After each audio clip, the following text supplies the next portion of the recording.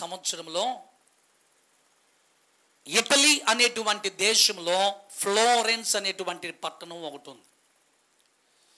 ఈ ఫ్లోరెన్స్ అనేటువంటి పట్టణంలో ఒక డాక్టర్ గారు వైద్యాన్ని అందిస్తూ ఉన్నారు. అలా వైద్యాన్ని అందిస్తున్నటువంటి డాక్టర్ గారి దగ్గరికి ఒక పేషెంట్ వెళ్ళాడు.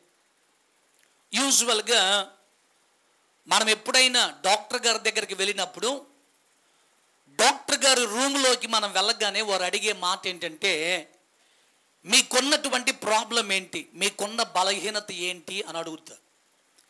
ఇప్పుడు ఆ డాక్టర్ గారు కూడా అడిగాడు కదా ఆ పేషెంట్ని, మీకున్నటువంటి సమస్య ఏంటి, మీకున్నటువంటి బలహీనత ఏంటి అని అడిగితే అప్పుడు ఆ పేషెంట్ చెప్పాడు కదా, ఏం లేదండి డాక్టర్ గారు, ఈ మధ్యకాలంలో నాకేంటో చింతగా ఉందండి, ఏదో దిగులుగా బాధగా ఉంటుంది.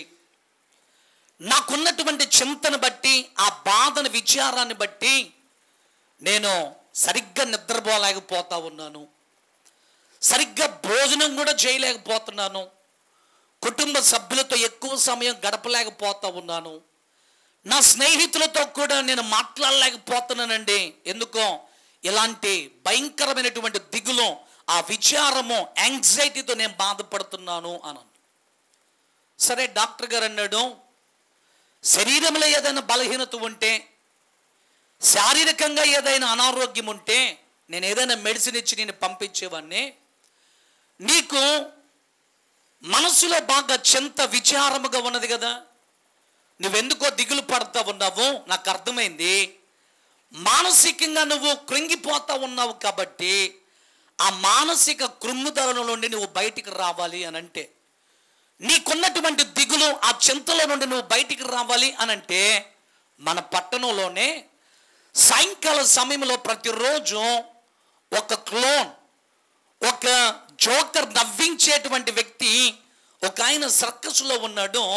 ఆయన పేరు గ్రిమ్మల్డ్ జోసెఫ్. ఏం పేరు చెప్పండి ఆయన పేరు?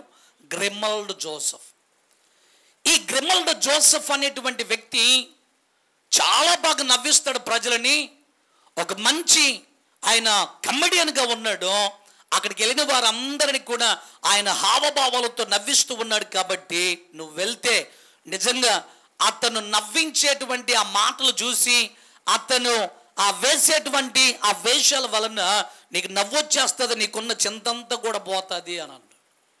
అనగానే ఇప్పుడు ఆ పేషెంట్ అన్నాడు, ఆ గ్రిమ్మల్డ్ జోసెఫ్ అనేటువంటి వ్యక్తి నన్ను నవ్వించలేడు అని అన్నాడు. అనగానే డాక్టర్ గారు అన్నాడు, ఎందుకు నవ్వించలేడు? నేను కూడా చాలాసార్లు వెళ్ళాను సర్కస్కి. మన ఫ్లోరెన్స్ పట్టణంలో కూడా చాలామంది ప్రజలు ప్రతిరోజు సాయంత్రం సర్కస్కి వెళ్ళి అతను నవ్విస్తూ ఉంటే కష్టాలన్నీ, ఇబ్బందులన్నీ కూడా మర్చిపోయి ప్రజలందరూ కూడా కడుపుబ్బా నవ్వుకుంటారు కదా, నువ్వెందుకు నవ్వలేవు అని అంటే అప్పుడు ఆయన అన్నాడు, ఆ సర్కస్లో ప్రజలందరినీ నవ్వించేటువంటి కమెడియన్, ఆ క్లోన్ ఎవరైతే ఉన్నారో ఆ గ్రిమ్మల్డ్ జోసెఫ్ నేనే అన్నాను. ఆయన ఆశ్చర్యపడి, ప్రజలందరినీ కూడా నవ్విస్తాడు గ్రిమ్మల్డ్, కానీ తన జీవితంలో ఏం లేదు, నవ్వులే. ఈరోజున ఎంతమంది లేరు చెప్పండి ప్రపంచంలో? పైకి చూడటానికి చాలా బాగా కనబడతారు, ఏ కష్టం లేనట్టుగా, ఏ ఇబ్బంది లేనట్టుగా, ఏ సమస్య లేనట్టుగా చాలామంది కనబడతారు. కానీ వారి హృదయాలలో చెప్పుకోలేనటువంటి వేదన, ఇతరులతో పంచుకోలేనటువంటి దుఃఖము చాలామంది కలిగి బ్రతుకుతూ ఉన్నాం.